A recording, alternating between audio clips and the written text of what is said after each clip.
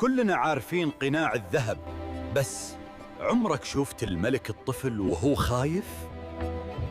ايه ده يا بابا؟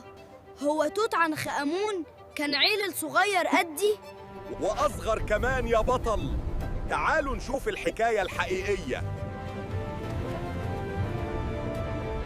يوم التتويج كان بداية الكابوس لملكة عنده 9 سنين. العرش كان واسع عليه قوي ورجله ما كانتش طايلة الأرض حتى. الكل كان بيسجد له، بس هو كان حاسس إنه مجرد لعبة في إيد الكبار. عايش وحيد وسط دهاليز القصر.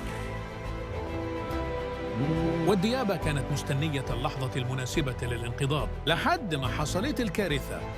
فجأة الرحلة انتهت بكسر وموت غامض. مات الولد اللي كان بيحلم يعيش، وفضل لينا القناع الصامت يحير العالم لحد النهاردة. التاريخ مش دايما عادل يا نفركارع، بس احنا دورنا نحكي الحقيقة. لو عجبك الفيديو ما تنساش اللايك واشترك في القناة عشان نعرف حكاية الملك اللي عليه الدور.